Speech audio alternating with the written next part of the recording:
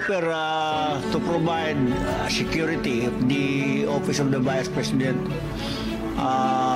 needs it, the Moro National Liberation Front under the leadership of our beloved chairman, Professor Norm Suari.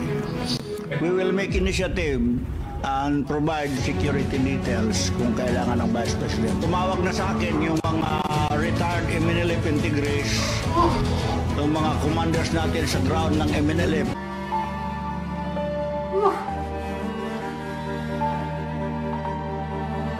Ito na mga kapatid, grabe, kakapasok lang ang tindi ng suporta ng MNLF sa ating minamahal na VP Sara Duterte. And I'm pretty sure susunod na din yung mga MILF kasi parang kasamahan lang yan sila. Ibang grupo, ibang seksyon.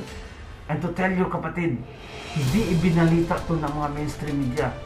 Kahit sila pang interview. Bakit? Napaka-prejudice nila. Ang gusto lang nilang ibalita yung mga nakakatsira sa mga Dutertes. Kaya tayo na lang babalita nito mga kapatid. I-share nyo, mag-comment kayo, like. Basta anong gawin nyo, makasuporta tayo sa ating minahal na mga Dutertes. Panuorin natin ang video. To provide security if the office of the Vice President needs it, the Moro National Liberation Front under the leadership of our beloved chairman, Professor Norm Suari. We will make initiative and provide security details kung kailangan ng Vice President. Tumawag na sa akin yung mga retired MNLF integris, yung mga commanders natin sa ground ng MNLF, mga best. Kinikilabutan ako, grabe. Tumawag na doon sa kanya yung mga MNLF ng leaders, yung mga expert talaga ha. Grabe. Natatandaan sa panahon ni Tatay Digong. Sa panahon ni Tatay Digong, nagiging, ang MNLF at saka MILF, nagiging pacifier sila, nagiging middleman sila if ever may conflict between the government and the Muslims or any rebellious attack against the government. Sa panahon ni Tatay Digong, sila ang nagiging middleman. Kinuha ni Tatay Digong ang kanilang loob ngayon. Grabe yung suporta nila sa anak. Kaya nakakatakot talaga. Kinikilabutan ako habang nakikinig ako. Grabe. Like, kaya ito na yung sinasabi ko sa previous video ko, na kahit anong mangyari, yung sinasabi ng mga Muslim, kahit anong mangyari, kahit anong gusto mong gawin namin, Tatay Digong, gagawin namin para lang sa bayan. This is it. Let's go. Fighters natin yung mga expert talaga, veteran fighters natin. They call me, they are just waiting for the order, and then we will file the necessary protocols kung paano namin sila ayusin legally. Kung gusto niya battalion size, we can provide it.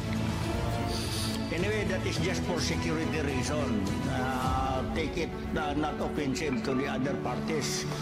Na this is just, kung titingnan ng PNP, tulong ito ha. This is not a threat. It's about time to pay kung ano man ang ma-augment namin. This is not a threat, and this is for the good and the best interest for our country. May isang video pa tayong panonorin. Before that, grabe yung tumanaw ng utang na loob yung mga kapatiran nating Muslim. Kakaiba. Diba?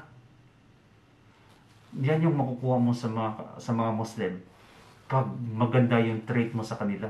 Since lumaki ako sa Mindanao, especially sa Zamboanga City, which is napakaraming mga tausog. Muslim dyan yung mga tausog. Isa sa mga mga matatapang na mga tribes ng tausog. And I do have lots of friends. I don't know, sana sila ngayon, pero iba sila mag-treat sa iyo. Pag alam nila na kaibigan ka, magpapakamatayan sila para sa iyo. Ganon yan sila katindi. Kaya, yung mga sinasabi ng isang leader nito, I salute him. Grabe, kaba ng kuhan ko, dibdib habang pinapanood ko to. I really do hope mag-isip-isip ang government ngayon na hindi nila ipagpatuloy yung mga destabilization plot nila against the Dutertes. Kasi isang tawag lang, kahit si Tatay Digong ang mag-command yan, they will follow. May isang video pa tayo panoorin. Itong video na to, ito naman yung pag-mobilize ng grupo nila. Especially nasa Davao.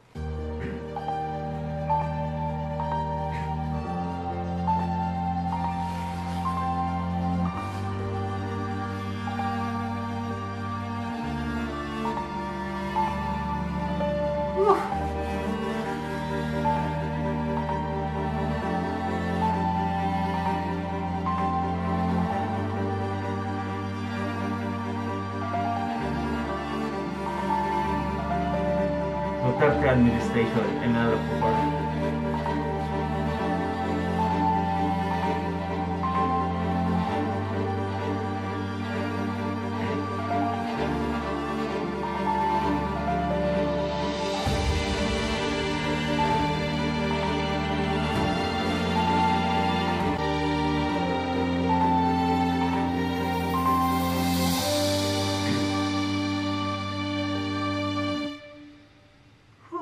grabe.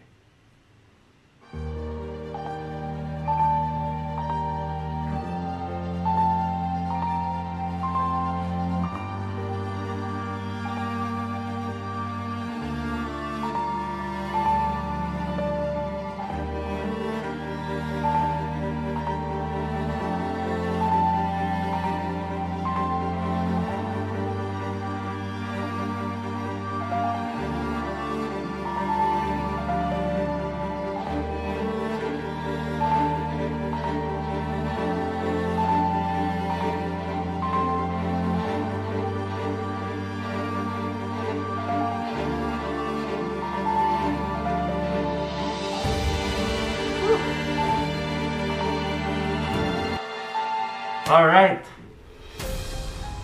Magtulungan po tayo mga kapatid. If it means for calling out a revolution, we will do it. Para sa pagbabago. Para sa mga future ng mga anak. Para sa atin. Sobra na yung ginagawa nila ngayon. Grabe. Hindi na makatao. Lahat na lang ng paninira nila sa mga Dutertes. Sa mga nagsiservisyo ng totoo. Ginagawa nila. Paano na lang tayo? Yung mga walang salita.